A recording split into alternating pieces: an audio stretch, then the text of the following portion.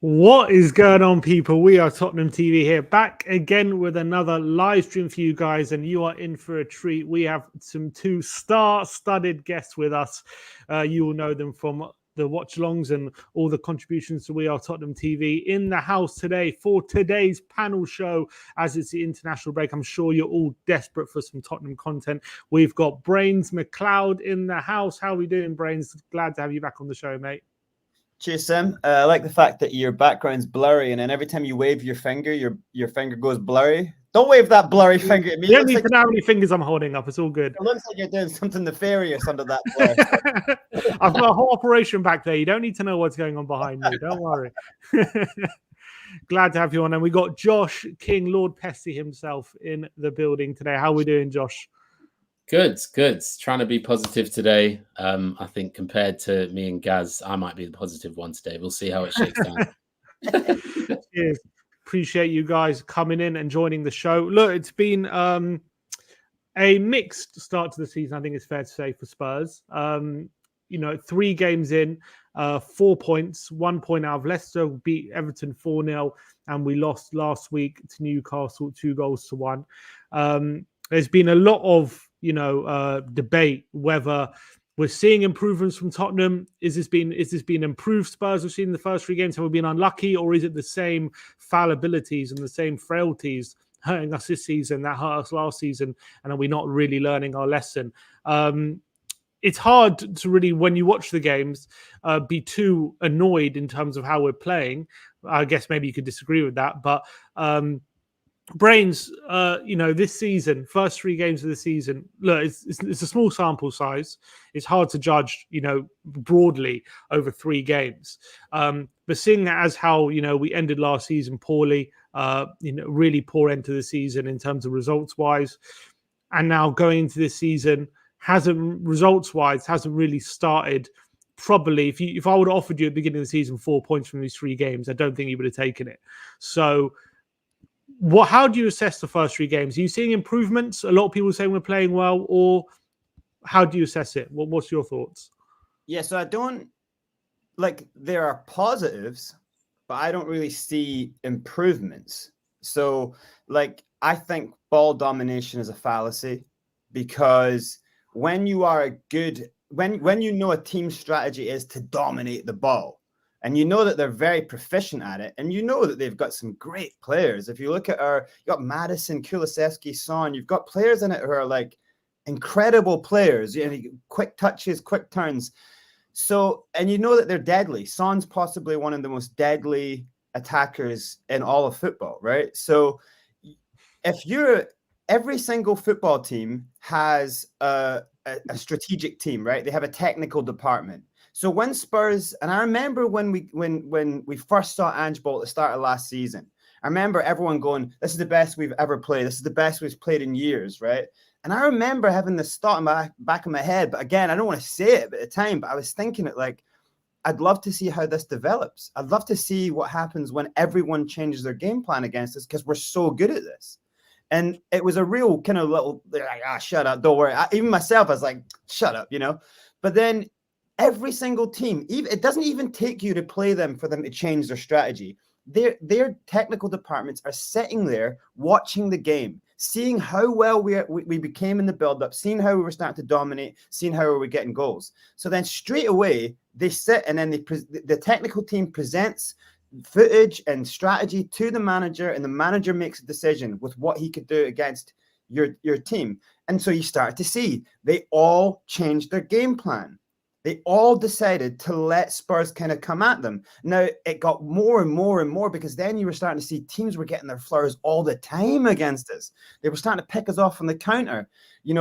After that Chelsea game, and then after certain players are left out the teams, I think the big turning point is the Villa game, where it's Spurs are going to dominate you so badly. They are going to create chances after chance, but you're probably going to win the game. If you just get the ball, if you break through their kind of mid-block and you carve through it, you're going to get flowers. You're going to win that game. And that has become now the dominant strategy for any team playing us. And the shocking thing is that Ange, no matter how many times we're seeing the same thing, he has not adapted. So you might say, with positive but not improvement, you might go, look at Bissouma. Actually, some of the stuff Bissouma's doing is way improvements in his personal game. He's getting up, he scores that beautiful goal. Some of his turning is really good, but there's no real space for help for him. We try to get too progressive too soon. So he's getting caught out when he's so far up. He's trying to do really good things, and it looks good for him. But then he as a CDM, if he is going to play as a CDM, cannot be in the 10 space. So things like that, where you're like, well, that's a positive, but actually that is hellish.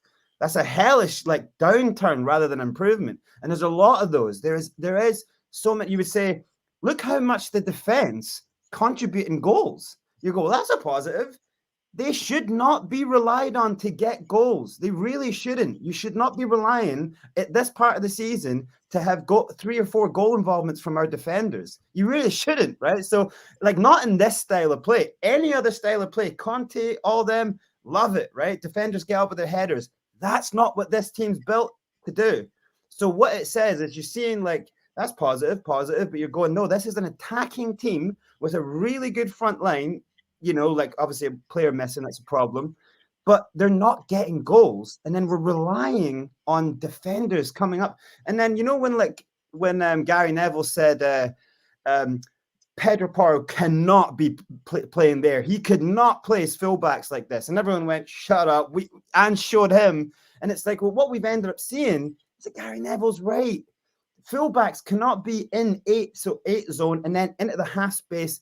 And then as soon as we get caught, we are dead. And then we start to see that a lot more. So improvements, not really. You're seeing teams have found out the style of play. Ange hasn't adapted. Is Ange watching tapes of teams? Like, are we trying to come up with something new? Like, we lose momentum in a game. I mean, look at when the goals come. We're dominating the team. We are dominating teams. And then a goal comes, and then we fall apart for, you know, we get to halftime, luckily, and then we have a little bit, you know, another goal comes. And that's the game gone, you know. So we saw that a lot last season. And so we're seeing the same things. It's worrying. I think certain players' heads are kind of out of the game. You would say, at least last season, you would say, when we have Romero and Van de Ven, we are at least solid at the back. No one's making like crazy, stupid decisions, right? But in 3 games, we've seen Romero run right past, I'd say, a world-class striker. He's a little bit older, sure. But Vardy is a killer in the box. He runs right past Vardy. In the Newcastle game, he goes on a walkabout that's crazy. He doesn't even get back. And bang, there's a goal. He's on the halfway line for one of the goals. Body straight forward. As a defender, you're always turned your shoulder because you always have to be ready to go.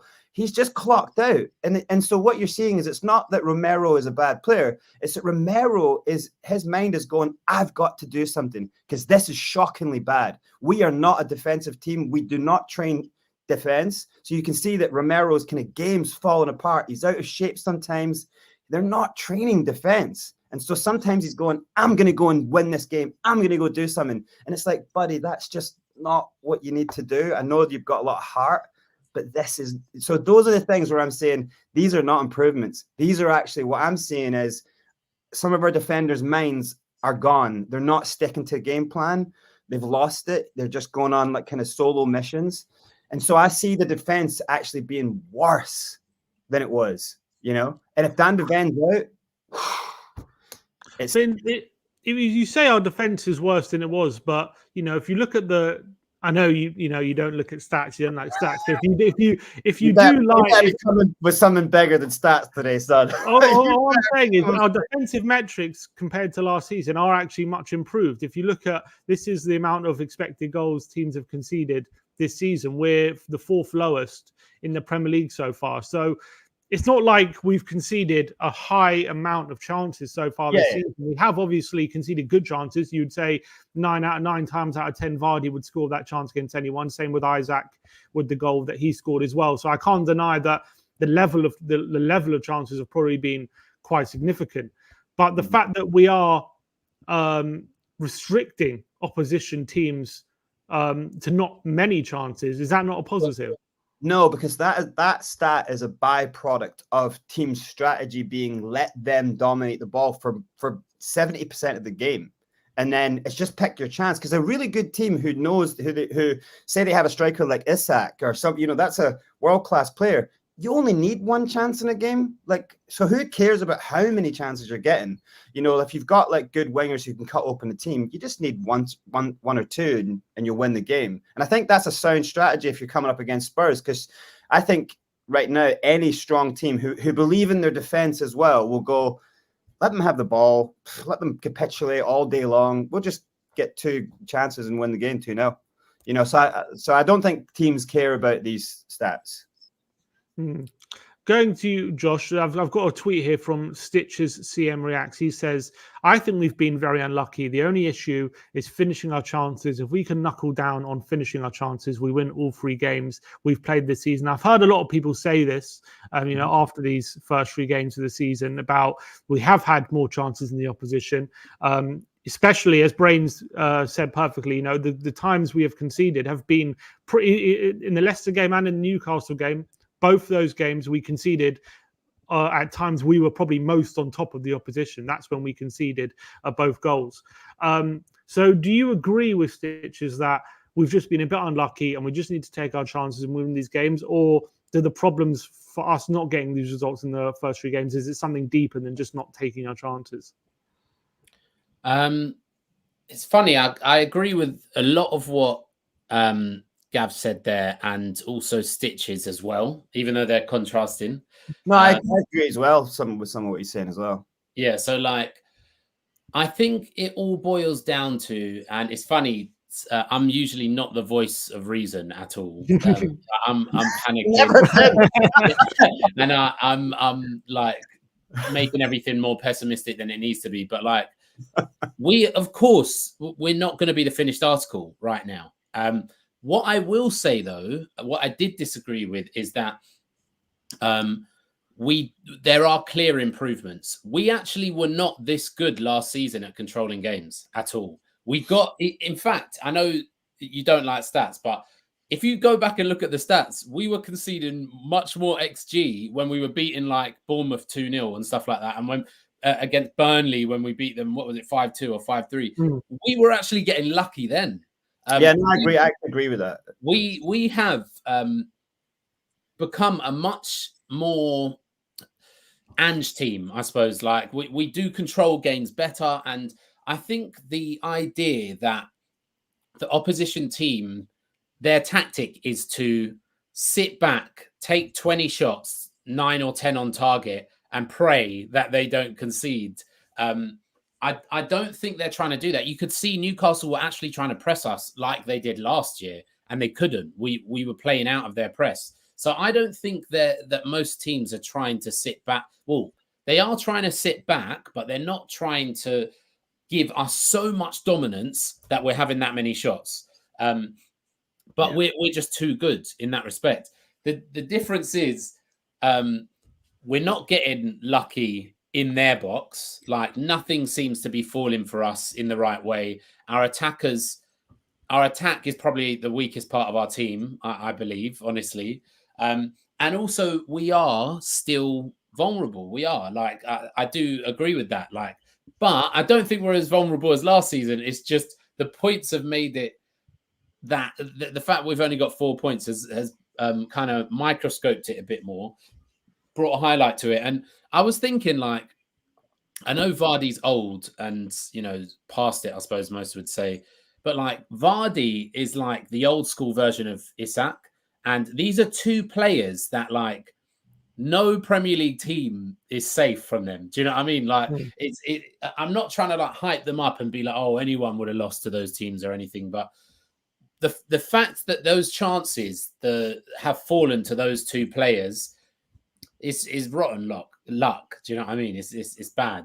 So yeah, but you know they're playing though, right? You know that they're in the team. You would think that you just kind of say to your defenders, like, look, you're playing against world-class strikers today. You know, they don't need 2 chances. You would think, like, don't run past one. Do you know what I mean? You watch Arsenal, you watch City, you watch Liverpool. They all concede. I'm not saying they're as bad as chances, but you always expect when facing a Premier League team to concede some chances, 1 or 2 per game. Our chances are 1 or 2 per game that we've conceded. Go back and look at these 3 games. How many times do you remember the opposition hitting the post or a near miss or Vicario making an amazing save? It's not happening. They're literally scoring every time they get in. I know not literally every time, but There's been barely any major saves from Vicario or anything like that. Do you know why something like that happens? When a team trains and they train to be well balanced, so that when attackers know that, look, we can miss chances today because our defense is so solid. I believe in them. So like, that's how teams build momentum. And I think a big part of Spurs attack, they're so panicky. Because they know, like, this is front foot attacking football. We have to score goals. Oh my God, this should be simpler. And the chances actually do look easier now. That's one of the good things as well. And then I agree. That's a really good point, actually, because that would be something I would say. I've got a list of like positives, and actually in that is kind of something similar to what you're saying, because I think our press is way better than it's ever been. I think we recover the ball in the team's half, which is also another point of why a team can't like turn over the dominance in a way, right? And I also just think I think the team is training this type of stuff so much, and that you can see it works. It's impressive. But then I think there's a lack of training in defensive stuff. And I think there's a vulnerability that even the attackers feel in the system that if we don't score, they're going to go down the other end. And I think that makes their chances, they snatch at chances, they panic in front of, do you know what I mean? Like that kind of thing. It's a good point, but that's why I'm saying I think that our attackers feel way more pressure than an Isak, who's maybe going to get 2 chances in the game. You need to see if he takes one, there's less pressure on him. Yeah, because we're having a build up of chances. Oh, that one didn't go in, that one didn't go in, that one, and then it's just like it becomes a thing. But and overall, you just also once we still as soon as we all keep missing these chances, you get that sense of dread because you just know one chance the other end, and like they've got a good chance to get goals. It's in their heads as well. Players are feeling the same way we are when we go. No, it's one of those days. The players are going, oh God, I hope it's not one of those days. It's like we all feel it. Where other teams, I think they don't really feel that. What I want to say though, I don't want to move on topic or anything, but like this is expected in the second season of a manager. Like we're not going to be the finished article, and I'm starting to look at it and just go, you know what, we are just based on performances, not results, and it can still go horribly wrong or whatever. But 2 years ago, end of Conte or Stellini, whatever. I did not expect us to have a team that could dominate games like this. Like I know any team in this league, we're going to have possession.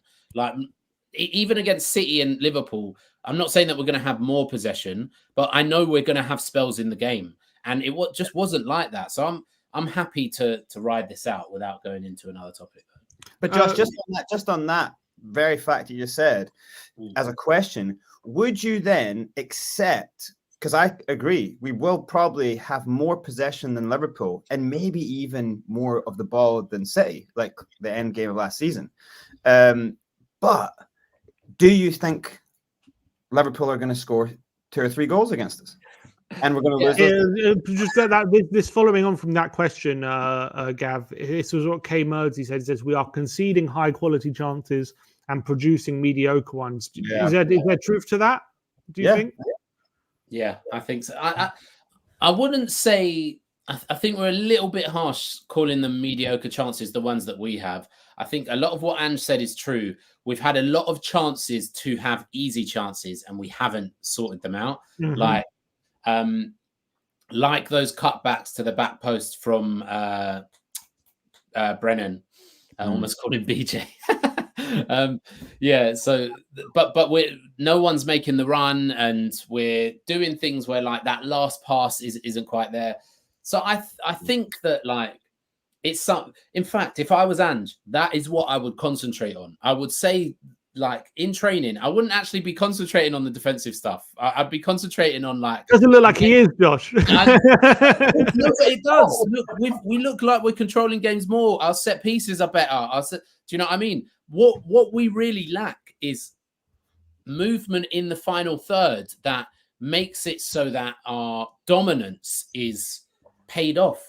And if we had that, then we can start winning games 3-2, and then we start talking about the defensive line and this, that, and this and all that. But if Ange's key philosophy is to be an attacking team, we need to sort out this attack. I'd rather be drawing 3-3 at this stage than what we're getting now, which is like we're having loads of chances and not scoring, and none of them are like clear high quality chances. So I think the key to us taking the next step and improving is nailing down that attack and making sure that we become more of a machine in front of it, more systematic. I would say no team in the history of football is going to ever get success without developing an impenetrable defense. Like it's City.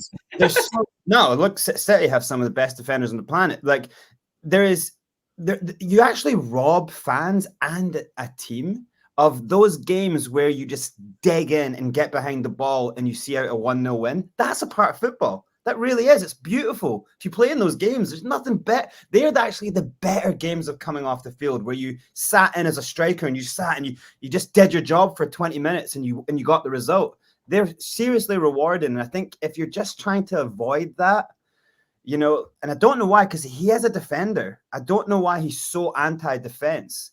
But I just don't think you can build something long term. You know, that even in this, that we'll get onto it, but the window that you don't even bring in any defensive strength. It just doesn't seem like our strategy in any way is built around building a balanced team. You know, right now we're kind of like dominating the mid to first part of their half, and that's great. But I still think if imagine you're an attacker in this team, and every session is about you getting better at scoring.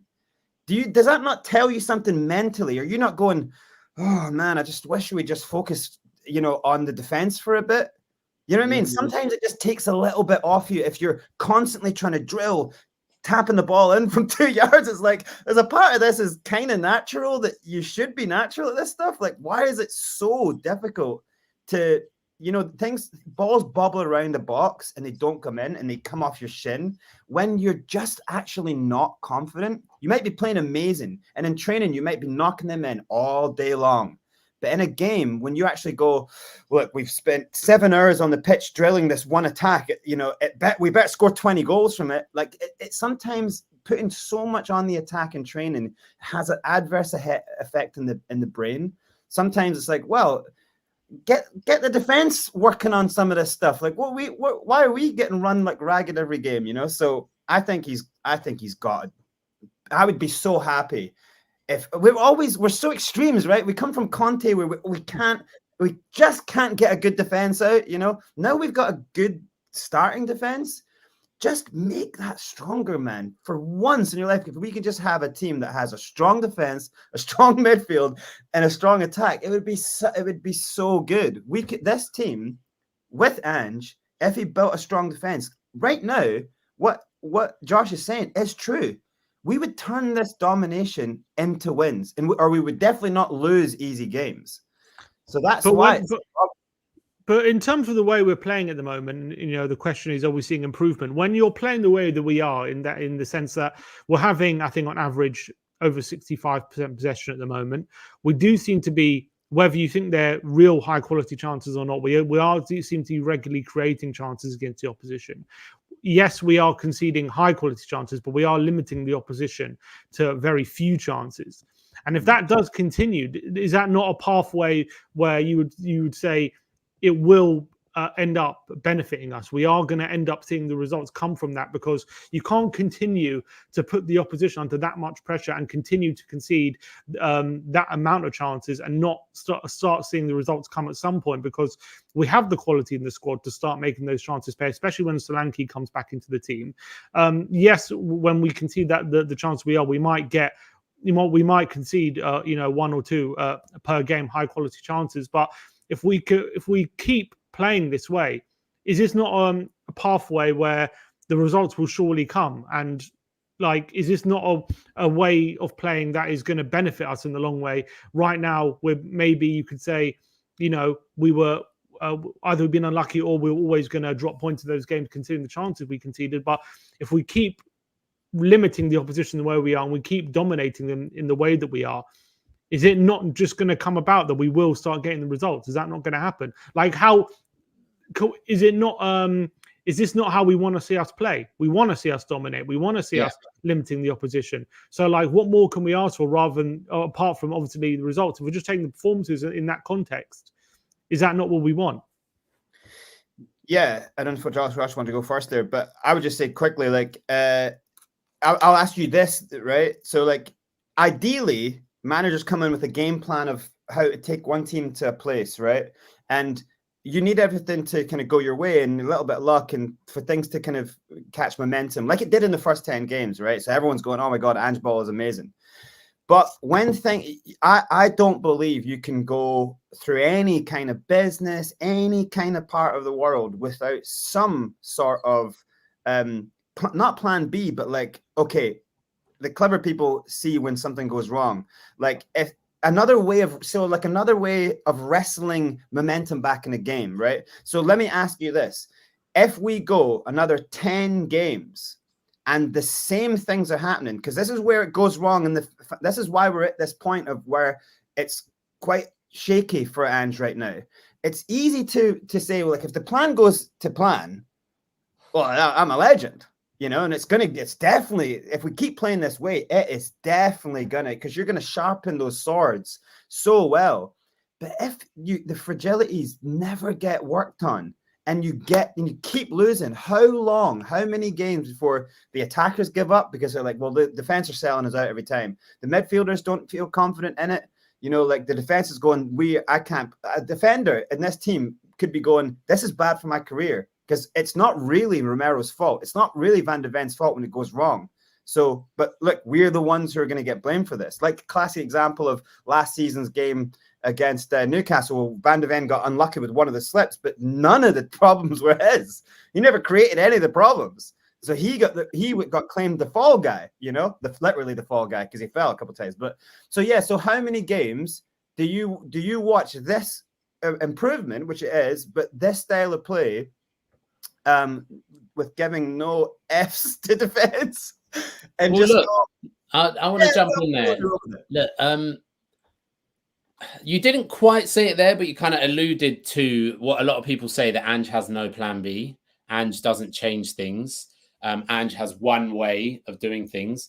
And I do disagree with that. Like he has principles, which is he wants his team to be on the attack and he wants his team to control the game and dominate the game, which a lot of the great managers, they have those principles. That's what they are. Yeah. When it comes to changes, I'm not saying he's perfect and he changes things when they need to. I think some of his subs are late and they should be done earlier and stuff like that. But he does change things. Like he's done all sorts of things where, like, I remember City away in the 3-3 last season. We were totally getting dominated in the first half and he changed us to a double pivot in the second half rather than it being a single pivot, bringing on Højbjerg. He does things like he tried Kulu with Maddison at Everton at home. How many of us were screaming, just play two attacking players in midfield when we're at home so we don't have those stupid... But what's annoying me about the fan base at the moment is they're not giving him any credit for the changes he does make. The changes to set pieces, which are clear at the moment. Like we're not getting the same back post problems in games so far at set pieces because he's making it more man-to-man than zonal, although it is still a bit zonal. We are definitely he does make changes. Some of them are a bit slower, but yeah, I think you have to persist with this. I don't know what it'll be like after 10 games if it stays the same, but I don't believe that we would have the Everton game shows you that it can go right. It's not like we're 3 losses on the bounce right now. Do you know what I mean? We're about 85% of the football we've played, we are the team that should be winning so far. Do you know what I mean? But anyway, sorry, Sim. But I was going to say, just to finish to answer those questions, how long, like how many games, if it was the same problem, same thing, same bad luck, even if you want to put it that way, how many of those games before you go, okay, maybe this is a bit of a naive style of football. Maybe it is a bit too fragile in the positioning of the CDM and how high the centre backs are. And there's no full backs. They're up as full 10s. I mean, that goes for any manager. How long do you give it before, you know, the results, if they don't improve, how long do you give it? And for me, I don't look. obviously, I guess this leads on to one of the other topics, but in terms of Ange, I guess this goes to a question for with what Josh was alluding to with the fan base with Ange Postecoglou at the moment. I still think the vast majority, I'd even say, of the fan base is definitely with Ange and backs Ange and enjoys the football that we're playing. But do you get the sense at the moment, Brains, that maybe there is a bit more? Maybe the belief in him is starting to wane a bit from the fan base in terms of results wise, because if you look at our results since November of last year and you take it to now, it's not been great. We've not started. Well, I think it's 13 losses, 13 wins since and since the away November. form's really bad, isn't it? The away form, I think we've won 3 in the past 16 games, something like that. We have started the season a bit underwhelmingly results-wise, maybe not performance-wise, but results-wise. Obviously, if you live on social media, you'll get one complexion. If you go to the games, you might get another one. But what's your feeling now in terms of when you speak to fans and what you hear from fans at the moment, in terms of, do you feel that the enthusiasm about Ange is waning at the moment? So the thing with like the Spurs space is that it's so bipolar. It's so extreme, and so it's hard to find like kind of rational thought. And being angry after a loss is rational, because that's what the brain does after a loss. And also trying to find the positives in the positives like is also rational. But it's when it gets so extreme, which is kind of just the fun of Spurs Online, right? Like that's what fan bases do. That's why it's interesting. But it just, so it's hard to kind of tell. But when you actually are in stadium, when you're in earshot of like the feeling during a game, or even if you're watching it in the pub with a whole bunch of Spurs fans or whatever, there is everyone kind of thinks the same thing in the moments, right? But then there is just there's different mind states. Some people are looking at the bigger picture of the game, like, well, who cared about all the good stuff that happened? We'd lose the game, and then some people are going, well, no, like that was really exciting to watch. So as a fan, I'm entertained, so you're going to get these differences in opinions. I again, in the online space, it feels like 60-40, but when I speak to actual footballers, people who play football or coaches that are around a lot, like it seems way more balanced. Like then people are going, well, look, the football they're playing super good stuff. Like regardless of the results in the last however many games, people still talk about Spurs now as a superior team, like an elite football team. The way they play, the way they dominate the ball, like the things that the manager's trying to do are extremely progressive things. And so it is a case of like a couple of things happen differently, and it could be reframed in the entire different way. It's just that Spurs fans come from trauma of it not working with super good managers, and then different styles of play. And there's always something, even like with totally pragmatic, boring football, we get fourth, and so, but we're not happy with that. Do you know what I mean? It's like we are very hard to please fans because we've been desperate for success for so long. So that kind of takes the sometimes the need to be rational on things out of the play, because you're just so frustrated that even now that we wanted fast forward front foot football, now we get it. We see defensive failure and we're like, oh, like we just can't ever get this right. So, but I do think if you just listen to the online space, I think the negative voices are just negative is always louder, right? Like because it's a more powerful downturning emotion, right? So it seems like because negative people will cause a bigger bang for their buck. Most of the positive people will not sit there and be like, no, but I'll argue, you know what I mean? Because it's just being positive. So it's a less burning fuel positivity, So I don't think if you were to say, oh, people are losing faith in Ange, that's correct in any way, shape, or form. Because if you go to the stadium, you were still hearing the Ange song. We're still in love with the Ange ball. Like you can't deny that in the games, in those 3 games, there's been way more moments where you're like, I'm really liking the way we're playing here. Do you know what I mean? So so I just think my worry has always been for him is that I can see that he is trying to do something that is very big to turn a team from what they were and get a whole new bunch of players every window, like it's another bunch of players that he has to work into a system. He has to like carve their determination into playing like this. Because I tell you what, it is not like really normal fundamentals that he's then pushing on, especially young kids coming in. But the youngsters will do it for you, right? They will like, fuck it, he's telling me to do it, I'll do it. But the older guys, the more seasoned veterans are the ones in the changing room that you're most likely going to lose. And that's what I worry about Romero. When I see him breaking form or going and doing something crazy, I worry that he's going, this isn't working for me, I'm going to go win the game. And then fans, I also think when they see certain things, they interpret in a way that they're going, no, it's just not working. And it's like, no, it's going to take a long time. And I think that's a part of the naivety of how long do you get a group of players to believe, no matter what with the result, believe that we're going in the right way before they start going, look, I've also got my career to think about here. I've got big offers. I don't need to be here while you get every one of these players over 3 years, 3 seasons to finally think the way to play this incredible football. And then I think big players are probably looking at the window going, well, we needed way bigger players than that. Then we need way better quality. You know, that's the tough thing. That's why time's always going to be a problem. I think there is quite a few people losing faith in Ange.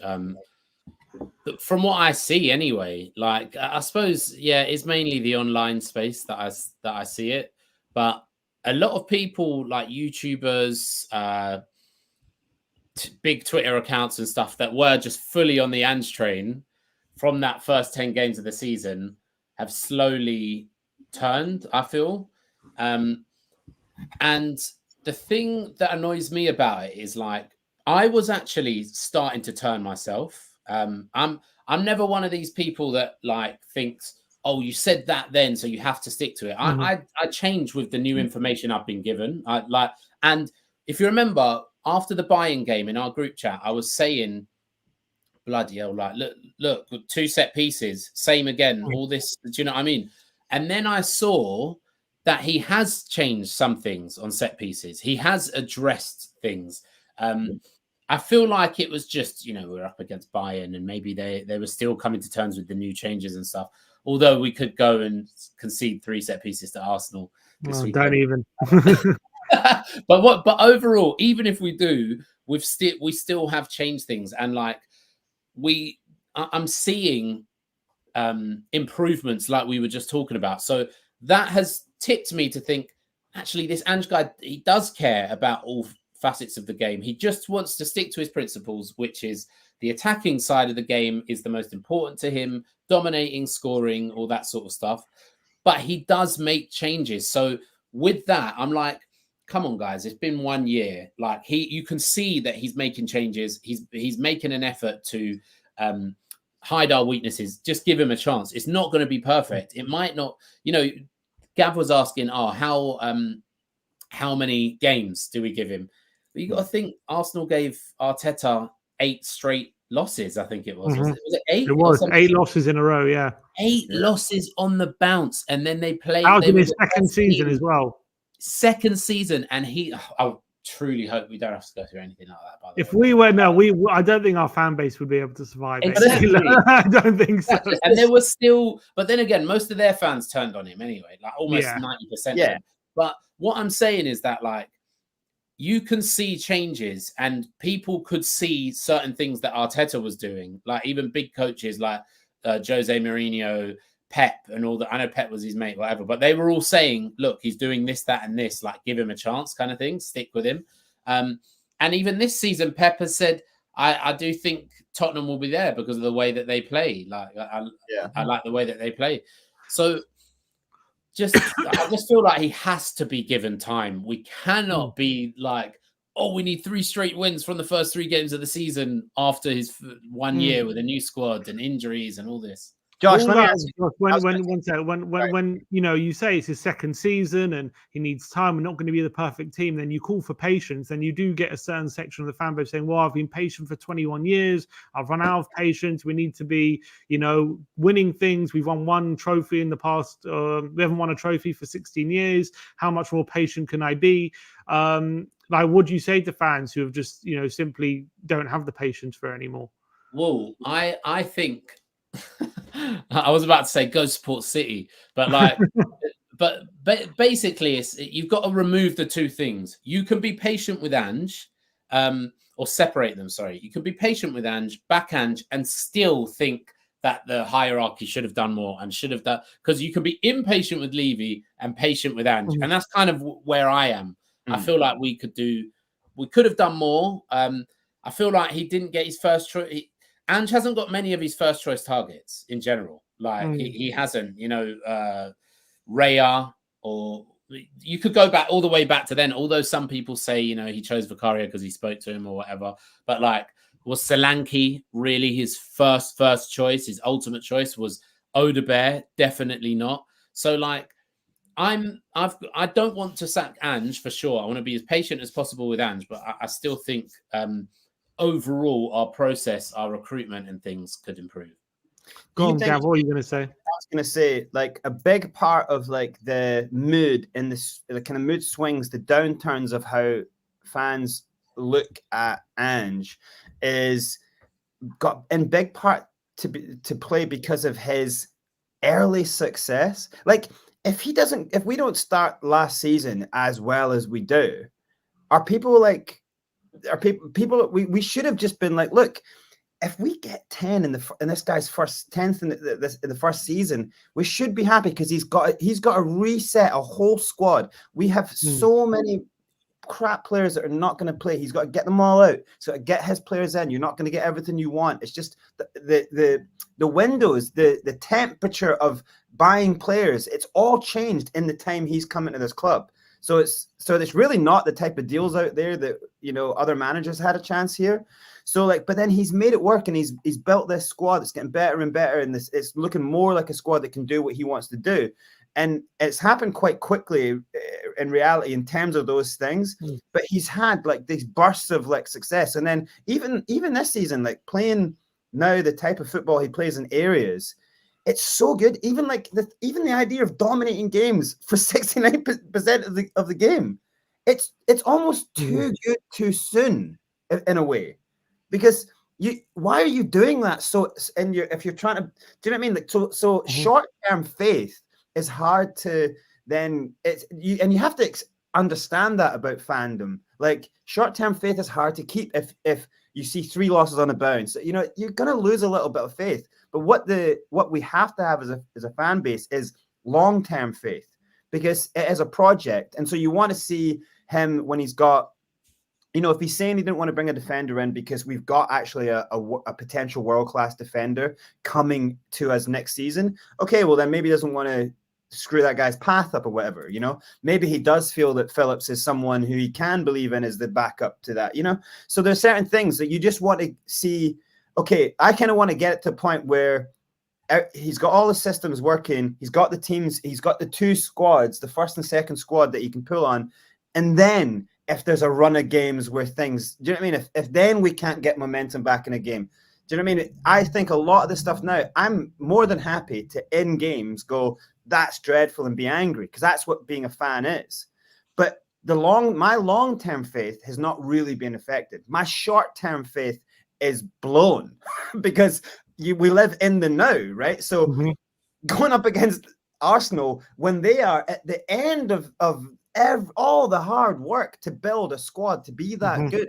That's why I hate when people compare Arsenal to us. It's like, you are comparing worlds apart for what time he's been given, this money he's been given, the attention, the power to get rid of players who are big names at the club.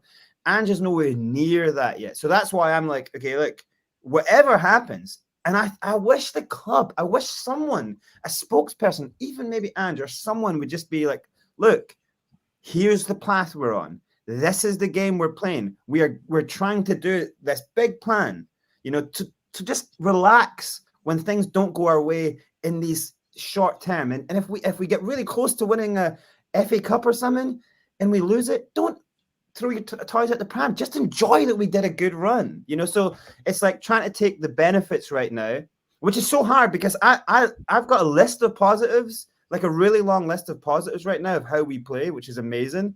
And it's so annoying because there's downturns to every positive, you know. So it isn't just that the way we play. It's high risk, high reward, and with yes, you're going to have negatives, but if the positives outweigh the negatives, that's just how you're going to win games. Isn't that how it's played? But yeah, exactly. And over time, those positives there'll be so many of them.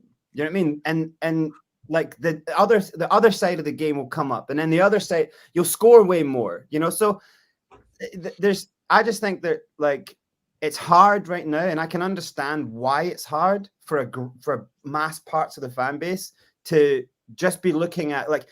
I would say I'm nerdy about football because I coach it, because I want to be a coach, because I'm playing, you know, I'm very, very nerdy. When I speak to coaches about the stuff he's doing, some of them go, I'm taking that. So he is affecting coaches right now, the way he tried to play the game. So I'm seeing that. Some coaches are going, I would never do that. And he's creating that kind of, he's affecting the game. You know what I mean? What he's trying to bring to British football, he is affecting the game. So those are things fans don't care about. I care a lot about it. You guys care about stats, you know. So then we can see different things that fans are just not caring about at all. Mm-hmm. You know what I mean? So I'm willing to give him as much time as he needs. Do you know what I mean? If we're talking 5-6 years, because I think the club needs that, you know. If I thought he was the wrong guy for a 5-6 year thing, right? As in, we're not seeing any progressive football and nothing's really working. Like, then I would say, but do I think we're going to win the North London Derby? Hell no. Do I think we're going to finish quite low this season? Of course, we're finished quite low this season. But that doesn't mean that I'm saying Ange. I'm saying it's a process. Do you know what I mean? You think we'll finish quite low this season? Yeah, I think so. Was going to up to that. How low? How low we talking? I wouldn't be surprised. I wouldn't be surprised if we finished 10th. But you have to understand. 10. I was thinking Gav was positive. I was thinking Gav's been a bit too positive so far. We're going to finish 10th this season. You have to hear me out. Like 10th in the league, but I think we will do very well in the Europa League. I think we have a chance. I genuinely think we have a chance in the Europa League to win it. You know, so that's again, that's so bipolar. It's like we're going to finish 10th, but we're going to win the Europa League. Finish 10th, that means we need to finish below teams probably like, you know, West Ham, Brighton, maybe Palace, Newcastle. No, but my point is that even if we did, I wouldn't be Ange out. Like, obviously, I'd love. Are you predicting that we will finish 10th? I want to nail this down here. Are you predicting? No, I think we'll be around 6. But so you think we'll finish lower than we did last season? 6, yeah, I think we'll finish 6. But that's because we have more competitions. I think we hope we try to go on cup runs.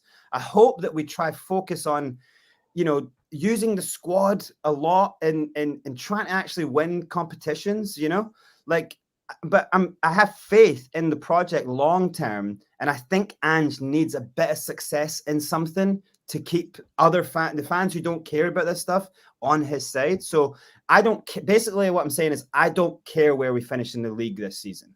You know, right. I'd love to get us Champions League, but surely that would be last season where you would think that. This season, surely you have, you know, if the longer he's in the job, you would have to show a bit more progress. By the end of last season, I didn't care where we finished either. Like, because of the way we started, I was like, we could win this thing. You get caught up, but now it's like I'm saying, my short-term faith is gone, but because I know the size of the project is. And what you want is for him to have 5 or 6 years. So my long-term, can Ange long-term get us like up to number 2 in the league? Maybe, you know. But can we win titles like as in Europe and cups with Ange? I think so. So and even if that's all he does here is wins a couple of trophies, I'd take that all day long. The problem is, if we're finishing 10th, I don't think he would make it to the final. If we would, yeah. So that's the thing.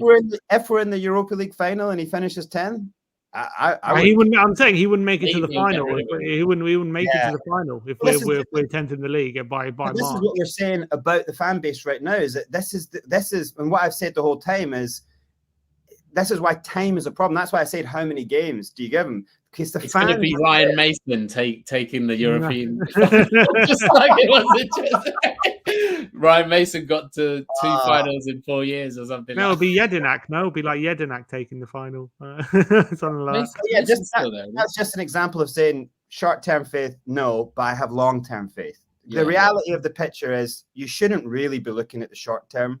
You know what I mean? You just shouldn't. You should give him as long as he needs for the long-term outcome. Josh, do you feel like a lot of the discourse around how we play under Ange, especially from fans, can be a bit lazy in terms of like they look at this high line, they look at this like risky football, and they go, "Oh, it's not sustainable. Look at this. Look how much space we're leaving. You know, we're always getting caught out." But then they don't realize that a lot of our positives they can come from how risky we are, and all the positives that we get, the great football we play, the domination we get, you know, is gonna leave sometimes the back door open, and sometimes, you know, we don't get the credit when it comes to the positives that we have compared to the negative reaction to how we're getting caught out a lot. And I feel like, do you feel like a lot of the discourse sometimes misses the point of how we play? Yeah, I do. I think that the problem with this is it's just a results business, as we all know. Like, so if we were winning, no one would be complaining, and that's just the way it is. But what they don't see is the chances that City have given up this season. There was a spell in that game against West Ham where I'm telling you, West Ham could have scored 2 or 3 goals, it seems like. And they conceded chances on the break that looked awful, as in like 2 players, they were 3-on-2. Do you know what I mean? West Ham had a 3-man advantage. That happened like twice in that game, but they didn't concede. So you watch the Arsenal games against Wolves and against Villa, and against Villa, both those games, what chances they conceded. Yeah. But I'll tell you what, though, what I want to say on this. So the long and short of it is, yes, I agree with you 100%. It's lazy. There's so many bits of lazy analysis, things that people say about Basuma, our need for a 6, our shape, our inverting wingbacks, or whatever. But what I will say is that because it is a results business, Ange and the players need a big scalp to set it straight. Like they need, like, I don't want to move on to the Arsenal topic without you saying or whatever, but like we need to beat Arsenal or do something to pay the fans back that are putting up with all these, the silly chances we're conceding at points, because then it makes you believe a bit more. Yeah, we're conceding a few chances a game, like Liverpool, like City are. Actually, not so much Liverpool, but City and Arsenal are. And then we can have faith. Do you know what I mean? I hear that. Let's talk about then the summer, because obviously me and Ben have been away, so we actually haven't had too many chances to talk about our summer business, especially on a panel show. And we've had one game, obviously, since the window's closed. That was the Newcastle game. So I think it's a good opportunity now to just review the window in terms of how happy we are with the business we've done. Obviously, we were promised a big summer for a lot of it. You know, the likes of Eze, Neto, big names were promised. We did get Solanke through the door for 60 odd million. We have signed the likes of Archie Gray for 40 million, so he's quite expensive signing. Odebear's coming for 25. Werner's been re-signed on loan. Ange was put to him in a press conference. He was asked, does he feel like he's been backed? And he said, yes. He said, I have been backed. This is what I've wanted. Young players who I can kind of shape and mold, and this team can grow together in the long term. The likes of Bergvall coming as well. They've supplemented the squad. You know, Emerson, Højbjerg, Solomon. They've some of the names who have gone out the door. But, you know, a lot of fans are complaining, is Solanke the only upgrade really in our first team? How much have we improved the first team from last season? A lot of people, have been complaining about could we have invested more? So I'll go to you first, Gav. Would you, if I asked you the question, has Ange been backed in the window? What would your answer be? I would counter it with a question, just so we set just so we set an understanding of, do you trust Ange, right? Do you think Ange is an honest man? Right. Yeah. Yeah, So I would say so. No, 1 sec. Let me jump in there. And one of the reasons that I like Ange over Conte, Jose, and some of the other managers we've had is that he will protect his players and protect the club so that we don't have crazy quotes. I know we've had some crazy quotes from him, but like we don't have crazy quotes that rivals can use against us and football pundits and all that sort of stuff. And he doesn't put pressure on the board as well, publicly, it seems. Yeah, and I'm not one of these people that is like, oh, he has to put pressure on the board and all this sort of stuff, because maybe that was the best we could do. So I don't think Ange is honest, like as in, I don't think a lot of these were his first targets. But anyway, carry on, Gav. I'll let you finish. Yeah, so what I mean is that, you know, where does accountability lie if a manager is telling when he's answering questions in a presser, he's telling the fans. So when everyone's going, Werner was a dreadful acquisition again, just on loan, like, if you're going, that's Levy, if people are trying to use these signings to push on the club, he's sitting there going that they're all his. And if he's saying that, you have to believe him, or you're basically going, look, he just knows what he's dealt. He came into the club and they told him, this is all you're gonna. We're not gonna give you a 70 million player. Like, don't come in here think you're gonna get world class players. We believe in youth. We try to bring people through, and then we try to sell them off for bigger money. He's brought in really good young players. But for the life of me, I don't understand re-signing Werner, because it caused loads of other problems of what we could do in the window.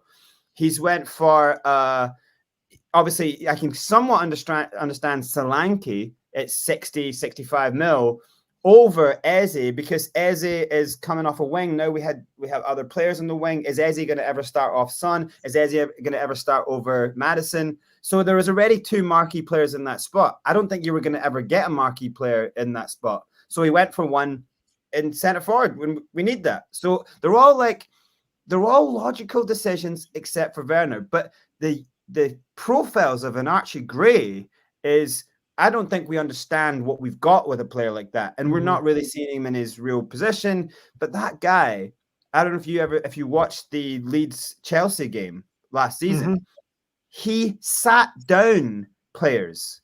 His turn sat them on their ass. That was in a big game. You know, he dominated that game. He was incredible around the box. His little movements, he dominated that game. Like, that was huge. And I see that in him. Obviously, he's coming in. He's got to play his part for a while. He's got to ride the bench. He's not going to get that many opportunities in the Prem this season, unless for an injury or whatever.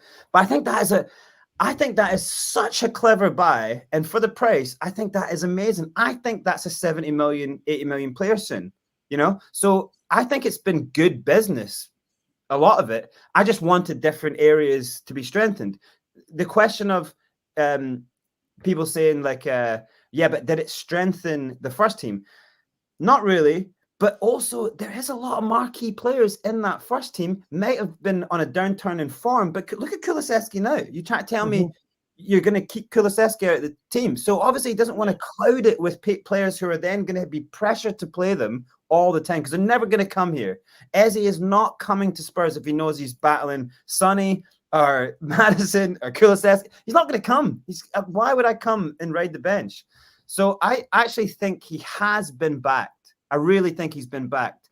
It's measuring then the expectation of the fans and in what we think we are as a big club. You know, we think we're going to get every big player. It's like, we're not. We can't compete with certain clubs. You know, like, we're not on the upper echelon of European elite, but we've got good signings, and it really should be good enough to build on. He also said, remember, if he had 100 million, he wouldn't buy 100 million player. He would go for it. You said he'd rather buy two for 50. He said, yeah, but essentially he did it. He did exactly that. So I see him being quite honest about the fact that he did choose and he signed off on. You know, so he has to live with the fact of one bad decision in the window. But you know, aside from how things are going, I would say that I actually thought that was a decent window, you know, for where we're at in the second year, mostly to get all of the look at the squad. We've trimmed out. You can pull most players in that squad on at any time in any game, and it's good, right? It's not you're not going to lose too much. You maybe not getting like the extra thing to win a game. We could have done with an extra Maddison, but we're not going to get that yet. Josh, what would you say, well, first of all, your thoughts of the window, and in terms of fans maybe arguing, only Solanke's the only signing that's improved the first 11, and maybe that's, not good enough and we need more than that. What were your thoughts on that kind of opinion? I agree overall, to be honest, because Solanke is the only signing that upgrades the first 11 at the end of the day. When you're focusing in on the style of play, the attack was such an important upgradable part of the pitch, and we signed Werner and Odegaard. Odegaard, by the way, I've got high hopes for, really love him, but don't think he's ready to have that instant impact that we all want. And when we're relying so much on our attack, Solanke goes and gets injured. It's back to square one of last season, with chances falling to players that just aren't, they're not clinical. They're not in the top 3 in the Prem in their position or anything like that. Like it's not. So for me, although, overall I'm positive on Ange and the project and stuff like that, I don't think improving the first team, it was a good window. It's a really weird window because there aren't many players there's only one player, I think, Werner, that I wouldn't have wanted to sign. Every other player I would have wanted to sign. Yeah. But it also isn't a good enough window if you're looking to compete, which is why I'm even more patient with Ange, to be honest. Because you don't think Bergvall upgrades the first team? No, I don't. Well, he might. We're talking about first 11, Gav. We're talking. Yeah, I'm saying first 11. Yeah, I think I would not play Bergvall over Basuma. not there. Not there. Pardon? Yeah, I know. I wouldn't play him. Yeah, but he could. Bergvall can play all over the midfield, can't he? He plays like he played in a double pivot in the preseason games. Anyway, I might start him over Sarr in some games, but the thing is, for me, Kulu is first choice there for me. Like Maddison, Kulu, and Basuma are our first choices for me right now. So yeah, he doesn't upgrade that, but he should be coming on in games a bit earlier, I think. Yeah. And I think that he could be our other Maddison. You were talking about, we could have done with another Maddison. He could if he's allowed the chance, but overall, not good. I was saying all summer, I want a top winger. That's what I want. Top right winger. Talking all the names that we went over in the group chat over and over again, all the names we were linked to, the Neto, Bakayoko. And we end up with someone who is clearly not ready. And then we've gone and signed Yamin Hyuk, I think his name is. Sorry. Yeah. So he's got to play at some point. He's coming in January, apparently. So he's probably, if we cancelled Werner's loan, he's probably taking Werner's spot. Another player that isn't ready to contribute at the top level yet. I don't think. I'm going to assume. Maybe one of these two players, Odegaard or him, have a massive step up, kind of like Saka, Martinelli, young Raheem Sterling. So, but that's a gamble. We haven't improved that attack apart from Solanke, and let's be honest here, Solanke hasn't proved anything yet. He's been injured and missed a few sitters in the first game. So yeah, I wouldn't say that we've done enough for me. But talking about in terms of what's been improved in the summer, you could argue only Solanke improves the first team, but in terms of the business we've done with incomings and outgoings, would you not say the squad is in a much better position overall in terms of, if you look at the second 11 now, instead of players like Emerson and Højbjerg coming in, who we know don't really fit what Ange is trying to do, you do have players like Bergvall, Archie Gray coming into the team now, and that is and that was a big problem last season when we had to make changes and we had to. When players were injured, we had players coming in who just weren't really up to what Ange was trying to make them do. And now, arguably, with these signings and the squad that we have now, are we not in a much better position to make changes than we were last season? Yeah, I think so. I think that overall, that's probably why I like the window, even though it didn't improve the first team. I think the squad is much, much better. Just like Gav said, I wouldn't have a problem with any of these players coming in. Gray, Bergvall, Odebear, all of these players I want to see get good minutes this season. I'd say defensively, though, we haven't really done what we needed to. That's including the goalkeeper as well. I feel like if Vicario gets injured this season, we're effed. If Romero, we got Dragusin, I suppose. If Van der Ven gets injured, we're effed. If Udogie gets injured, we're effed. It's like, do you know what I mean? We really don't have the depth defensively. It's a shame about the Spence not being allowed in the Europa League, because I think he could have solved a lot of problems for us. And part of my optimism was Spence, like coming in and looking good in pre-season. So now that's out the window for Europe. We look shaky at the back, but everywhere else, I'm happy. Just quickly on that Spence one, in terms of why he's been left out, do we think it's just Ange felt like his hands were tied in terms of he had to include Forster, or do we reckon there's anything more to it as to why he's been left out? Is there any thoughts on that? I've seen some people say Leo Black or Dorrington, apparently, could be in the offing, because Leo Black, obviously, I don't think you have to register either of them. No, those two you don't, yeah. Yeah, so, and both of them, obviously, Dorrington not so much this season, like at the end of last season. He was injured for most of it, wasn't he, last season? But, before that, he was really well thought of, should have been made part of the first team. And then Leo Black has been tearing it up for the past year. He's definitely got to be a left-back option soon. So maybe them two. But yeah, I think that's just being kind to the club and Ange. I think that's one of his mistakes again. He should have let Spence be in. Do you reckon he just felt he had to have that experience of Forster in case Vicario got injured, even though he's given Austin a 5-year deal in the summer and we've got 4 keepers in the squad? Did you just felt like he couldn't risk not having Forster, and is that the thinking? I think it's clear like, oh, he's my mate. Forster's the oldest member of the squad, I think. Probably gets along with Ange the most.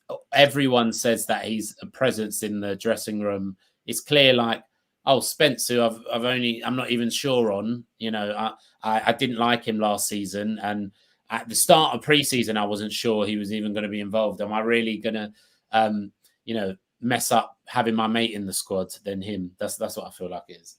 I actually think the versatility of Archie Gray will come in a lot of very handy. Obviously, he can play fullback. He actually mentioned, obviously, he did play centre back a couple of times in pre-season, and he mentioned him as an option as well when he was asked about leaving Spence out. And I think Archie Gray is one of these players where we needed one of these players. If you look at a lot of the top teams, especially in defence, they have at least one player who's very versatile and can play across the back line. Someone like an Ake or an Akanji. Obviously, Gray's not that level, but players who are versatile can fill in different positions to a good level. And I think Gray's might be that player for us, who can just fill in a lot of different positions and actually be quite competent in a lot of them. And I think that's a lot of the thinking comes into his versatility. So I'm really excited about what he can offer this season in the league and Europa League. What are the thoughts then? You mentioned, Josh, you don't agree totally with people saying a monster 6 in our team is a complete necessity. Obviously, that was, I think, at the back end of last season, that was a big priority for a lot of people, getting that number 6 in to replace or be competition for Basuma. Obviously, Bentancur is now back fit as well. He's played there a couple of times now. So in that regard, do you feel like we're short in that position, or do you feel like, with Bentancur, Basuma, and maybe Gray even now playing there, we should be covered for the season in that position? I think we're definitely not short in that position. I don't think you could have signed one without selling Bentancur or Basuma, which I think next summer we'll be ready to let go of one of them, whoever does the least whoever does the worst this season, I think. And I mean, finding a player better than both those two as well. Yeah, yes, but like for the way we play, like I've got a massive agenda. Like I was saying the whole time, I remember when Ben was saying in the group chat that, Onana's rubbish and he's not good enough and all that. Onana is who we should have signed. He's perfect for us. He is another space-eating monster like Van de Ven who can do those. So it's not just Van de Ven on his own. When Van de Ven's not there, you've got Onana who can make those recovery runs. He's like in the top 10 fastest players in the league or whatever. And that if there was a chance to sign one of those, like Onana, fair enough, then yeah, that's the kind of 6 I would have wanted. But like the 6 market, like I don't think we needed to. I don't think it's what Ange was prioritizing. And I think that like it's something that we can address as we go into the next stage, as we solidify ourselves as a top 4 team, if we do. If we ever become a title challenger or something, then we upgrade to the creme de la creme, a 6, because there's only 3 to 4 players that could do the single pivot 6 anyway. So for now, we might as well get by with Basuma, Bentancur, and make it a double pivot sometimes. Because I think Bentancur and Basuma, on top of their game, swap in, like one being the 8, one being the 6, one being the 8. And when we're on the back foot, like playing as a 2, I think that could be really good if they're both at the top of their game. I think he had to give them another season, right? Because like Basuma had great form last season. Bentancur was unlucky, but he did look incredible when he came back in that first little spell. So when you've got 2 potentially phenomenal players, like why go and make it harder for them to come back and get good again and bring another player in? Obviously we look at it like, well, we want a great big player in there, but the potential of them is that player. So when you've got it, why go business-wise? It doesn't make any sense. Go and spend, and then that person could be a complete wild card anyway, So I think backing both those players was the right decision. Yeah, and I think that, as you say, I think it's really difficult in this market to find a player who's better than Basuma and Bentancur. I think people, yes, Basuma maybe dropped off the boil a bit last season and wasn't as good as he was in the first 10 games, but we saw at Brighton and we saw last season how good of a player he can be. Bentancur, before his injury, was one of the most consistent, I thought, centre mids in the league at that point before he got that ACL against Leicester. And I thought, there are signs for Uruguay in the Copa and for Spurs to begin the season. He might be getting back to his best soon, hopefully. So is it really beyond the realms of possibility that these guys could be the answer here? Is it completely like that crazy to think that Basuma and Bentancur could do the job? Look at how we're dominating the ball, right? Yeah. That's a big part of because of them. When you see Bentancur come in. Now, obviously, inside your half, the way we play, it's always going to be the hardest thing. You're such a vocal player. You're the easiest person centrally to press. You can make a player make a mistake.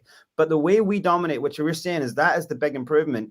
69% of the game, they do it so well. Like they're so comfortable on the ball. They move the ball so quick. They like through the lines, one touch pass in, go, out, go. Like they do it so well. It's just we're not viewing those things right now as the big benefits. But when we start winning games and you start seeing, well, how are we winning games? Because the build-up play going through these players is really good. And they need that. Bentancur also, he needs that like positivity, like to see something come off. Bentancur can score goals as well, and so can Basuma. So yeah, I think it was, I think you had to. It's been this annoying thing from last season. Unlucky for Bentancur, but we've seen what he's like when he's really on his pump. And then we know that Basuma can be that as well. So it's like, back them.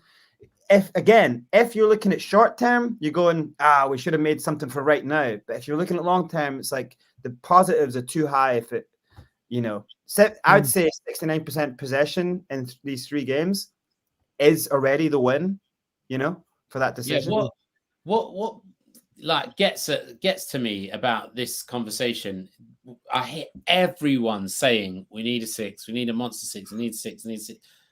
What, the goals that we've conceded or the way that we've played, like who's coming in and doing a better job than Basuma right now, like that we could have got.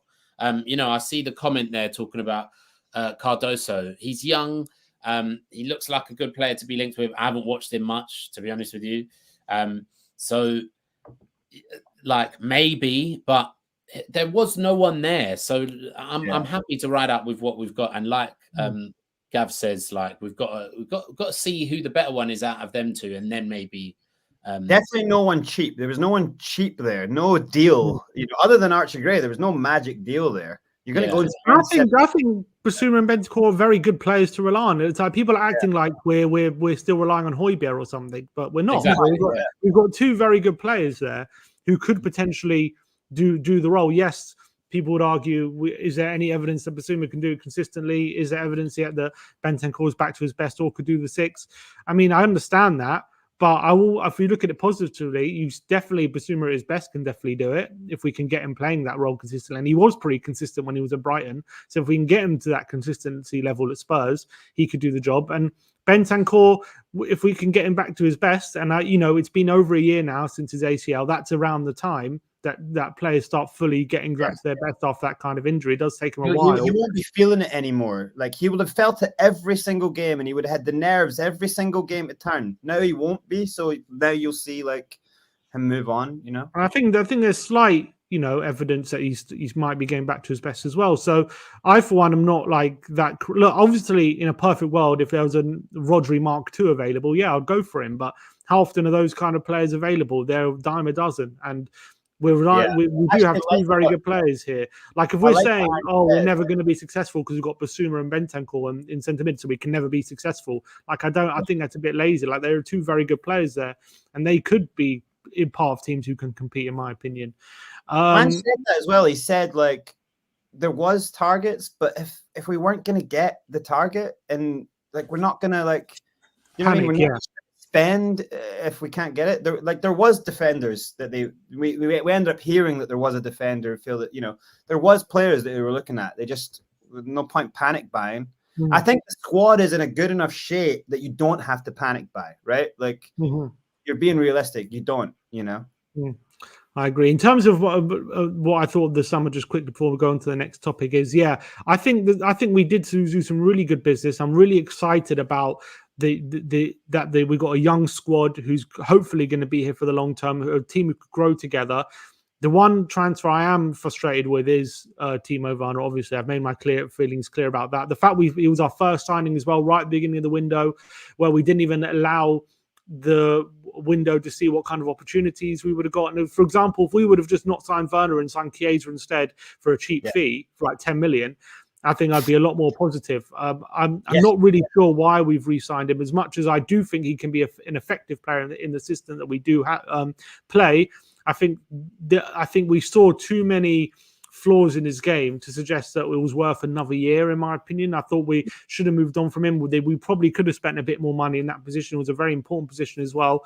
And we've also, because we signed him, not only has it screwed us from a foreign player quota kind of point of view, where we've been stuck in that position, but as well, we then ended up signing Odegaard, who seems to be more natural on the left-hand side.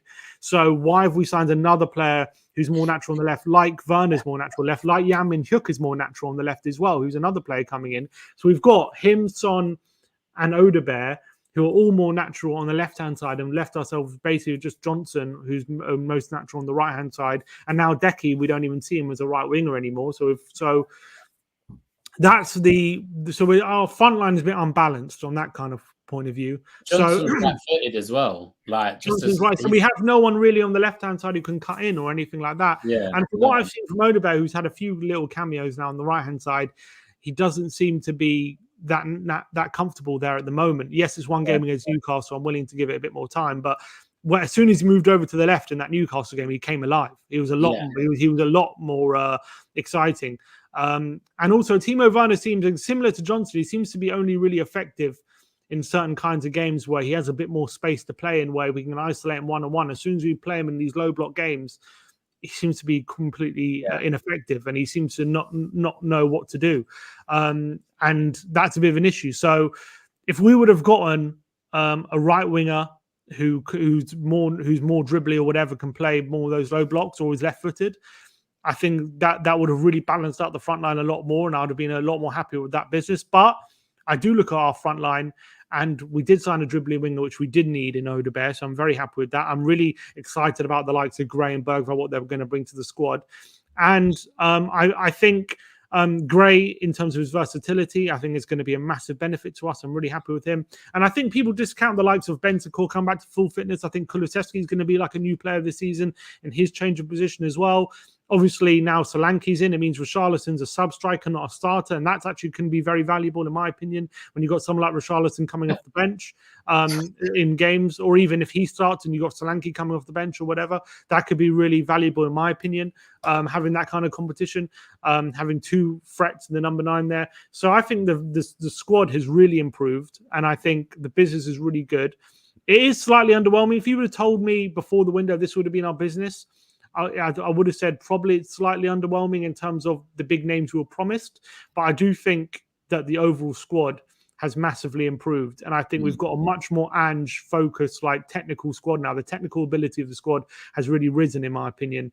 And I'm really excited about what these youngsters are going to bring in the future. And also, you know, if keeping Timo Werner means developing someone like Mikey Moore and giving him a pathway to the first team for next season as well, and if he, you know, shows he could be a star or could be ready, that could also be, you know, he's alluded to his thinking in the long term in terms of why he didn't bring another centre-back in. As you say, you know, we've got Vuskovic and Phillips potentially coming in next season, and he didn't want to block their pathway by signing another defender. So he's clearly got that in his forefront. You know, I don't want to.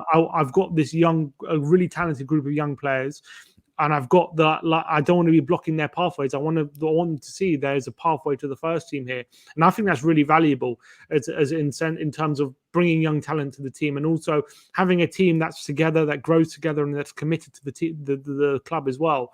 I think that could really pay off in the future. So, yeah, I do think in terms of has he been backed. Yeah, I do think he's been backed in a sense. Yes, we probably could have gone for one more big signing, probably. Yeah. I would say one more £50 million signing. But I do think in general, in terms of have we got a squad much more in the mould of Ange than we did last season? I think we do. And I think he has been backed in that sense. Before we get into the North London derby, let's just go through a few comments here, and then we'll get into the North London derby and we'll finish. Josh Bonner says, with super chat, tactics and formation aside, I've been watching and lack of belief creep back into our team. Too many one-footed players choosing easy passes. Some players need to test themselves and develop. Too many one-footed players, he says, and he sees a lack of belief creeping into the team. What do we think of that? I agree with that. I think that's got to do with yeah. I think that's got to do with players coming in, and you know, when momentum's changed, then players start to do the simple, easy thing rather than lose ball, because momentum can kill you if you come in and you're new to the pitch, and sometimes you're getting brought on with 10 minutes to go. You make one mistake and then you start getting killed, and then your confidence dies. You don't want the ball. So it's natural when people start playing short, simple stuff, especially if the youngsters. Now, obviously, you want to see Bergvall on earlier. You want to see him running. You want to see all the sides of his game. But then he's coming on and he's getting a dreadful, dreadful pass with players coming on his shoulder, and he makes a mistake. And then a big other senior player screams in his face. And you're going, is this how you treat an 18-year-old footballer? Like, this is not sane, you know? But then that happens when players start to go, like we've been dominating this whole game, and now look what's happening. Everyone's mind starts to go, you know. So it's not that's the thing about trying to play this style of football. It is so difficult. Everyone has to be like really strong mentally to, like, when it doesn't work, you don't shout at each other. You go, let's go again, and you just keep going.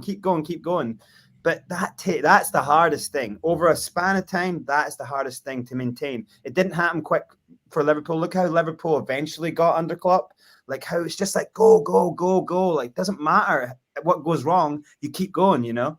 And that's with young players, that's hard. For me, he's specifically says he's seen a lot of ball watching there, which I completely agree with. That's what he's talking about. He's talking about, like, we're not defending for much of the game. So when we are defending, what's going on? Because, like, the Harvey Barnes goal, no one's tracking Harvey Barnes. We've got 3 players making the same run, watching the ball, coming into the box instead of one hanging back and marking Harvey Barnes, or so. No one's aware of what's going on. And Turns out they're not drilling that. Well, I agree. I agree with the lack of belief as well, because I think he's talking about things like,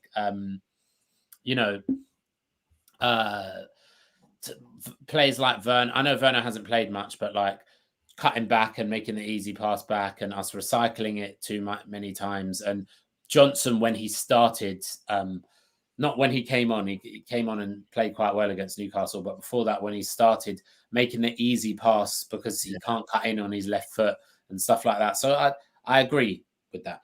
Yeah, I think it's a good. I think I totally agree with that as well. Mo says, can Sim be more specific on what exactly has improved? He says, overall, we improved. What exactly? Well, I'll tell you what. It's pretty simple. We have now a striker in Solanke. I was pretty specific when we improved, but we have a striker in Solanke, which means that we're not solely reliant on Richarlison being our number 9. We have 2 number 9s there. We now have a dribbly winger in Odegaard who can come in on the wing, of which is a form of attack we didn't have last season. We now have Basuma and Bentancur battling out for the 6, where last season we had Højbjerg coming in. We have now Bergvall coming in the midfield, and Kulusevski, rather than last season, which we didn't have those kind of players coming in the number 8s. And then we have competition for Maddison. We have competition, and also we have players that can change the game in the midfield, which felt like we didn't really, when Maddison wasn't playing last season, we were pretty screwed. So last season when we had Sarr and Maddison, and backup, I think we had like Højbjerg and who else we have backup last season? Skip coming in as well. Now we have Bergvall and we have Kulusevski in the midfield. Right back, instead of Emerson coming in, we have Jed Spence. We have Archie Gray coming in, who's a much more technical player as well. For half the season last season, we didn't have a centre back in Dragusin. We now have him coming in as well as a backup. So I think that's why I think we've improved the squad overall. It's a lot more technical, a lot deeper, and there's a lot more players who can fit Ange's system. So I hope that's specific enough. Let's see what other comments we have here. Liberty Video says, the reason I like this channel is because even though the manager has said he's been backed and was the one with the final word on transfers, we as supporters believe he has not been backed. I think most of us agree he has, but I think, I mean, it's funny that, the manager comes out and says, yes, I believe I've been backed, but we still can kind of say, I don't know if I believe you, kind of thing, which is quite funny. He's protecting Levy. Bloody Levy again. Paul Pablo says, on this form, Ange played 2 bottom teams playing at Anapor, Newcastle. 4 points were going for the bottom of the table with Ange, not top 4, but bottom 4. Dono23 says, 2 of these 3 teams Spurs have faced would be battling relegation. You can't give much weight to this season's possession and attacking stats. Is that a fair comment, would you say? I think that's kind of fair. That's fair. That's fairly fair. All right, and last one, Mo THFC says, this is a lost cause, too many excuses. We want to win all games, or at least try and win it, and do our best to do so. We want to win. What's your aim? If it's mid-table, then of course you're happy. The problem is you can't expect to win all games in the second season of a manager. We're just talking about being patient, not saying that we don't want to win games. You know what I mean? And I wouldn't say that they haven't been trying to win. I mean, I'm pretty negative on what's been going on, but they're trying to win the game. They're panicking in front of goal. Like, if anything, they're trying too hard. Football has to be at some point a flow sport. You can't snatch at chances because it means that you don't believe in your ability.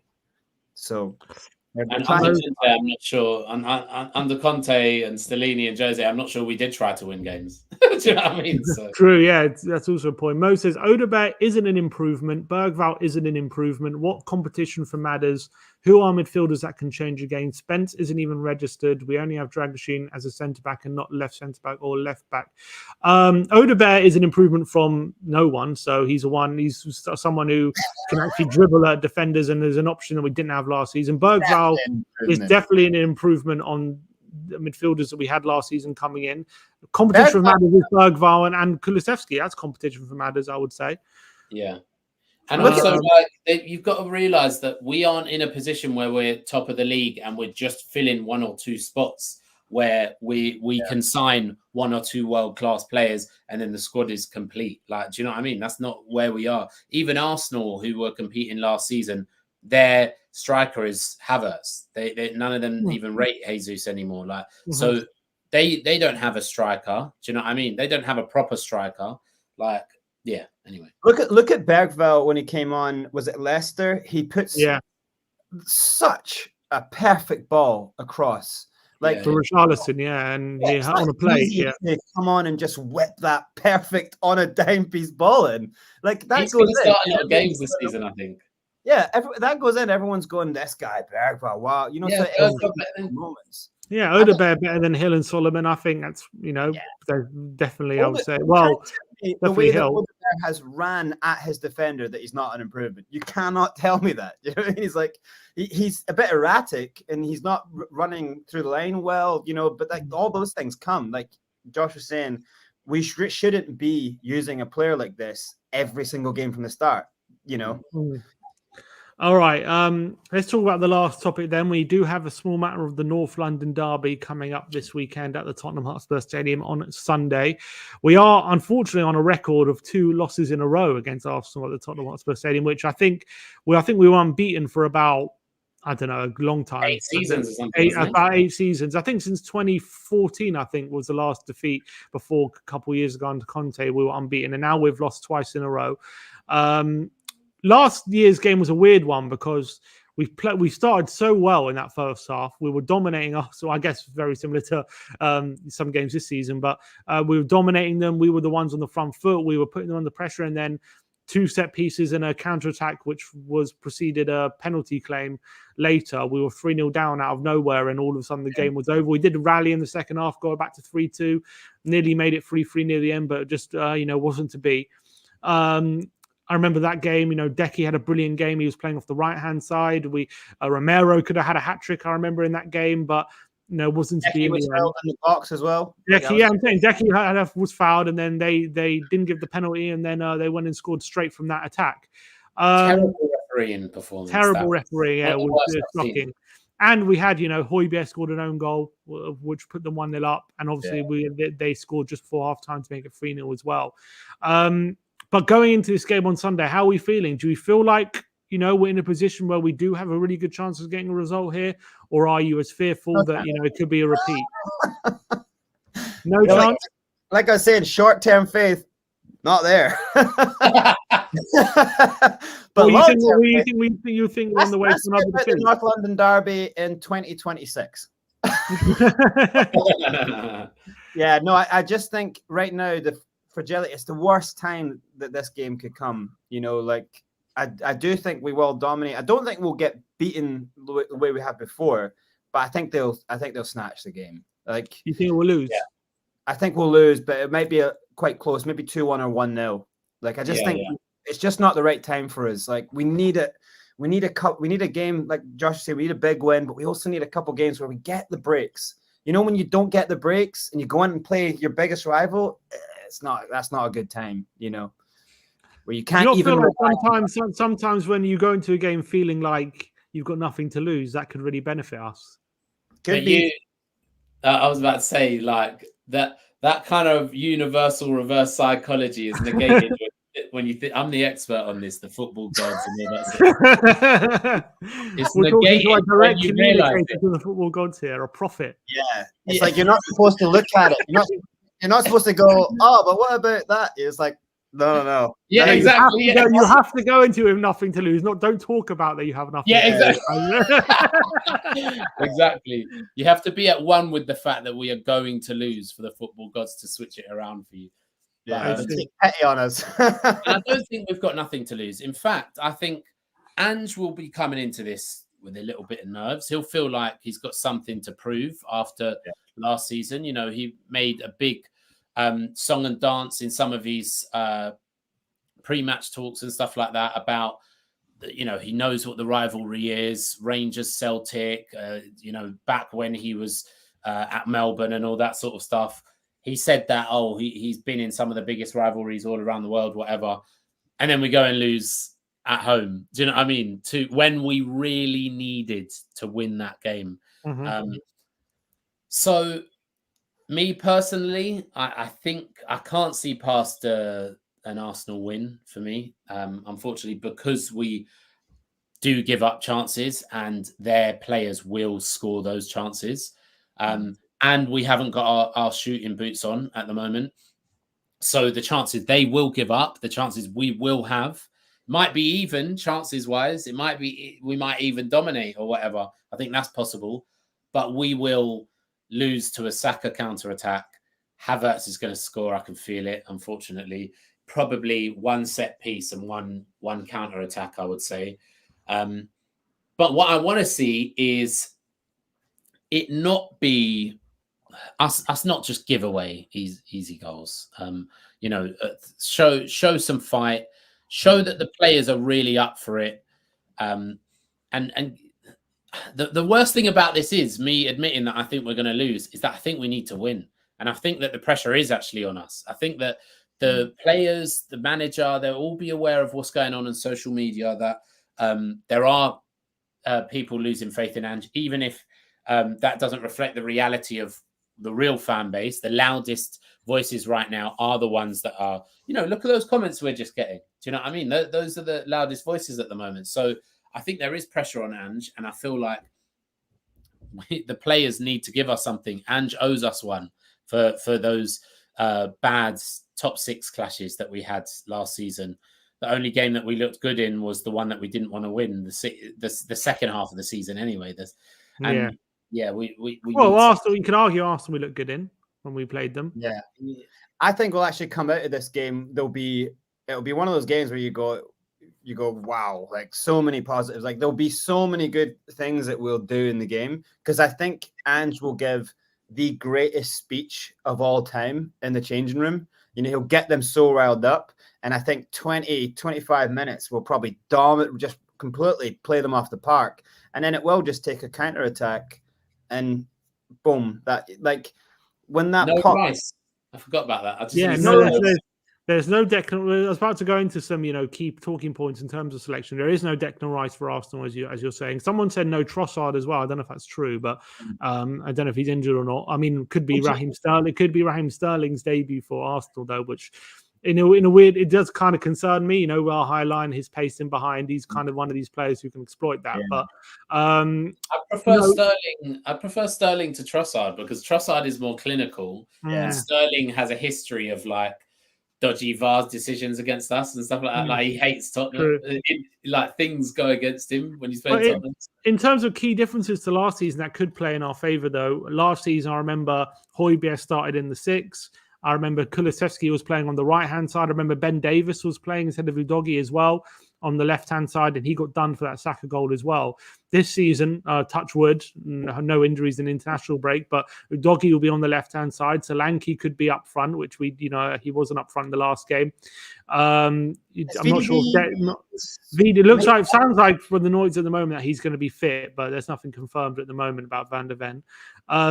So a lot of these things, it was fine margins last season, and if these things turn, it could turn into our favour. Is there not with no Rice as well? They're not reasons to go into with a bit of positivity. But big questions are: do you start with Maddison and Kulu? Yeah, I was going to get into that question. Do you reckon he goes for it, Ange? Because against Newcastle, obviously after the brilliant game against Everton. He started the Newcastle game with Sarr instead of Decky was up front actually, so I guess he had an excuse. But he started with Sarr in the middle.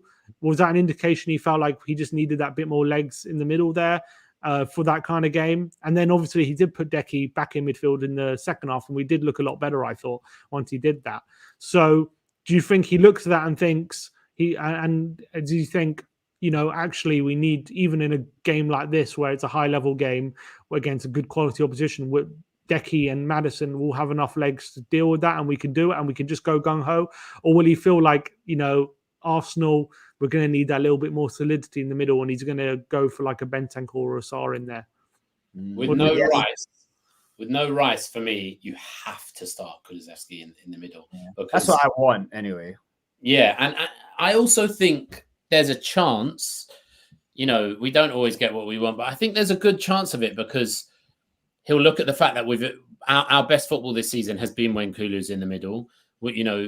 bringing him on for, putting him there for Sarr and stuff like that in the second half of the Newcastle game. It's turned games. And I think Rice is their most combative midfielder. He's their duel winner. He is the monster in the middle of the park for them. Partey on his day obviously can be brilliant, and Jorginho can control a game. But when you're talking about high pressing, which Kulu is brilliant at, by the way, like pressures and stuff like that, and Basuma, I think we could dominate that midfield without Rice if you put Kulu in there. If you put Sarr in there, we will have more.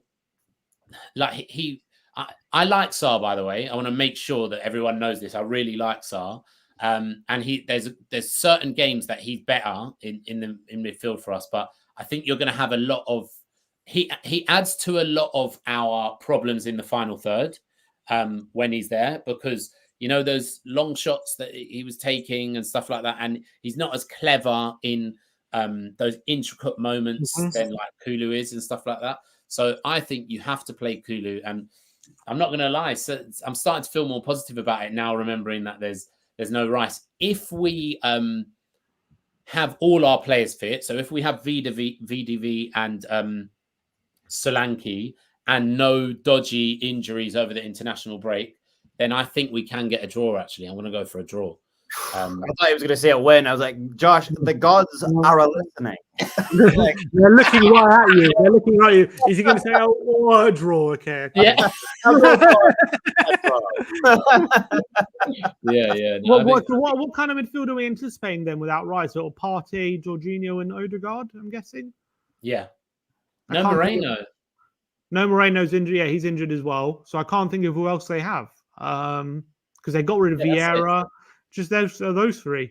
Which is, like, in terms of like solidity wise, it's still pretty combative. Partey and Jorginho in there.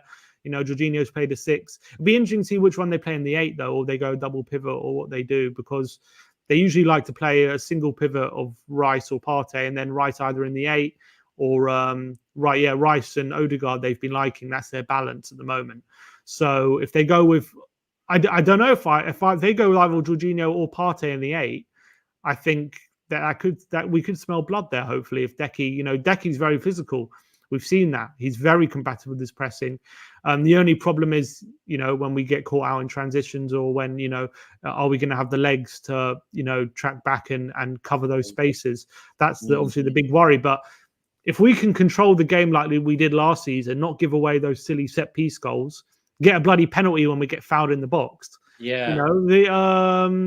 Maybe it could be a good occasion for us. We'll have to. I mean, I think there's a lot potentially going in our favor in terms of what's different to last year. I would say in terms of what changes I'm seeing in the teams from last season's game, even though we could have won that game, to this season. I think a lot of it could go in our favor in terms of what's different, going to be different on the team sheet. And we've seen Udogie up against Saka. He had a good game against him at the Emirates. I know Saka ended up with he scored a goal, didn't he, and got a penalty. But I think by and large, Udogie in general dealt with him fairly well. So Saka's if he can, goal was deflected, I think, wasn't it? Yeah, Saka's goal got a big deflection as well. I don't know. I'm not going to say we're going to win, but I can't say it. I'm just saying. I think at the end of the week, you're going to call a win. A lot of people are writing this game off because it's just if you look at it on the base of things, how Arsenal play, especially away from home, they take their chances. They're going to be resolute. They're going to probably play a low block like they've done in a lot of their away games. They like to grind out results, and that's exactly the kind of team we don't like to face. But if we can come out like we did in the game last season, not have Højbjerg head it into his own net, control the game like we did, have Kulusevski in the middle, with Maddison together, have Solanke up front as well, giving a bit more physical. I don't know if you saw the game last year when Bournemouth, I don't know if you remember it, but Bournemouth played at the Emirates against them. He didn't, but they played Bournemouth at the back end of last season. They ended up winning the game 3-0. But I remember watching 3-1, I think it was in the end. But I remember watching that game, and Solanke really gave Saliba and Gabriel real tough time. Like they really struggled to deal with him. And I think I remember he had a goal ruled out actually through VAR, Yeah. which was a bit bullshit. Yeah. It was a bit bullshit, I remember, and that should have counted. And he really gave Gabriel and Saliba a tough time. They really struggled to deal with him. So if he can have that physical threat there as well, you know, the only problem I have is will Son and Johnson dominate those wide areas? I've got a bit of an issue with Johnson. Start on the right. Who do you start on the right? Johnson. I think it'll probably be Johnson. No, I don't think you can start Johnson. Well, you got to remember how you can. I think you can because you got to remember how good he was when he came on against Newcastle. So I think off the back of that, he'll start. He's brilliant, but as a starter, he's just so bad. I think you start Odegaard, just let him run. You know, I think even Son on that side, because I was about to say Son. Yeah, Son can Son on the right, Son on the right, and Odegaard on the left. Yeah, I don't think he'd do this on his left and score. Yeah, top corner, you know.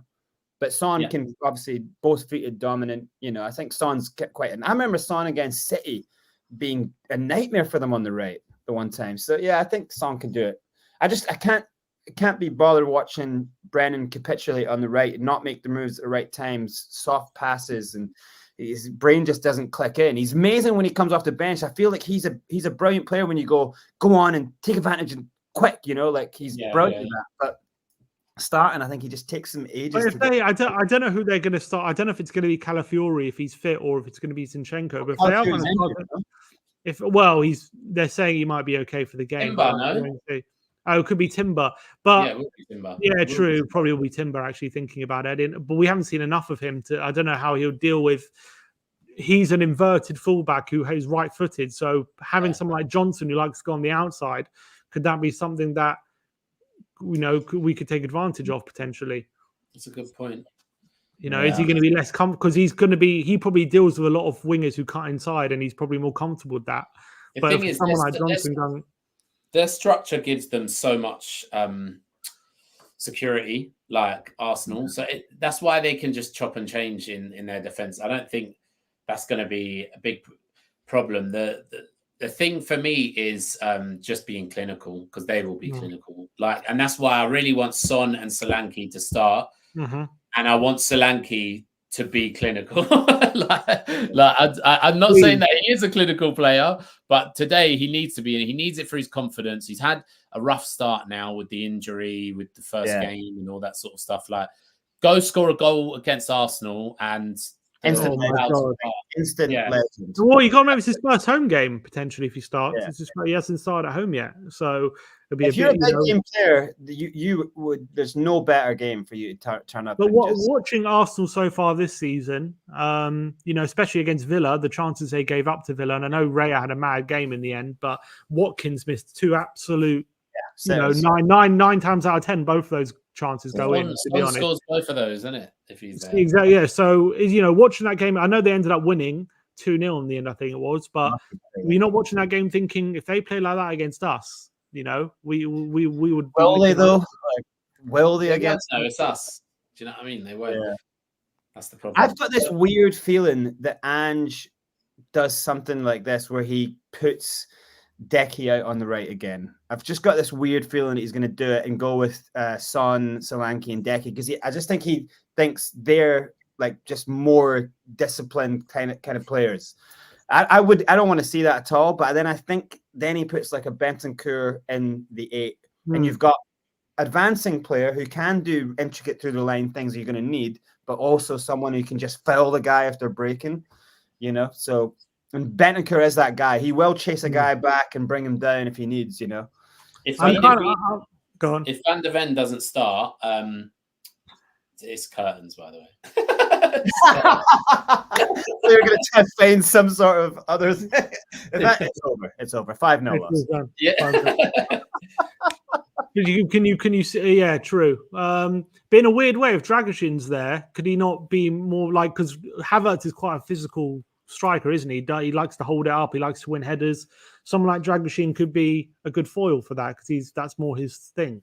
Potentially. If Van de Ven doesn't start, you need to start Sarr. That's for sure, because at least Sarr can cover large, areas. He can make recovery runs, and then you've got Sarr and Udogie, who neither of them can do it like Van de Ven can, but at least you've got some pace on the counter kind of thing when they're countering even. I would love to see it. It's a crazy game to try things, and so it will never happen.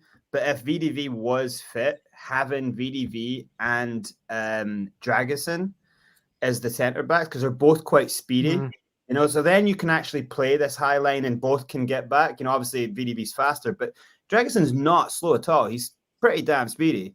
But then even like if you played some sort of a 3 where you actually have like Romero is the CDM, and then you have Madison and Basuma, you know, like things like that, where you go, like, if you're just thinking about, like, put all of your strongest players, like, get something, you know, snatch and grab, you know, who knows? Yeah, I'd love to see that. Well, I'd love to see us try that, like, where we're 3 at the back, we defend with 3, and then sometimes when we're in possession, Romero steps up because he's got the ball playing to do Look it. how many times his heat map of how many times Romero's been in the opposition's half and around that weird space where he's really high progressing the ball, and then he just goes Romero, like, if I remember rightly, Romero against Arsenal last time was almost like a number 10. Like for a lot of that game, I remember he was so far forward, it was crazy. He should have scored like 3 goals. He should have, yeah. He had some real unbelievable chances in that game.